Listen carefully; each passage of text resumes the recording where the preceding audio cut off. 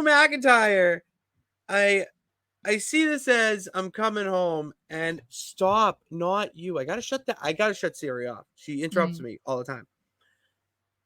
I look at my phone and see Drew McIntyre post on Twitter a picture of him and Jungle Boy Jack Perry, Sara.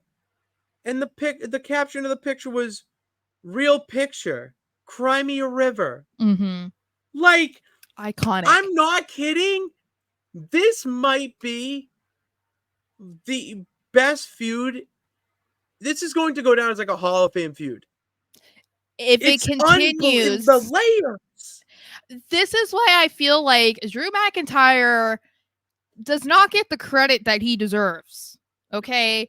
Because this is why I've said that I feel like he's carried this feud. And that's because he's continued it online as well, which, you know, CM Punk has made fun of him about talking about his Twitter fingers, which is funny because he still uses that, even though it's X, but no one's like, he's using his X fingers. Twitter. Like, I don't care. I'm calling it Twitter.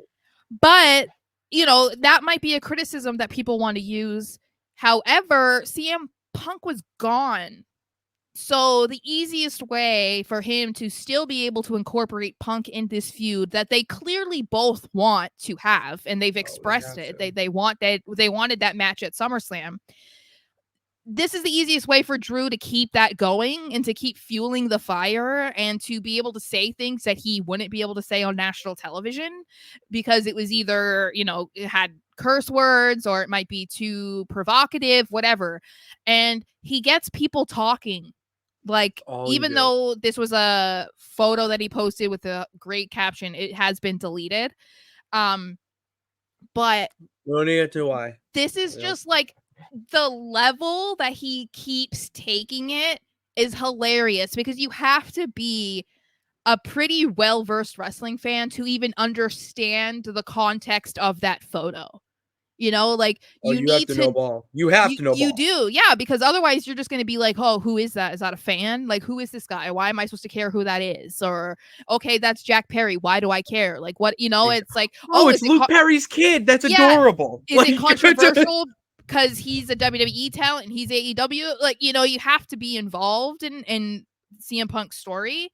So I don't know. I think that this is just like adding more to it. And the thing is this might be something Punk can't even address. No, you know? Can't. So like that makes it even greater from Drew. Like, king of Twitter. I don't care what anyone says. That man is the ultimate troll, but to his benefit. Meanwhile, his profile picture is still the picture of Punk's face bleeding after he beat him up. Like, it's incredible.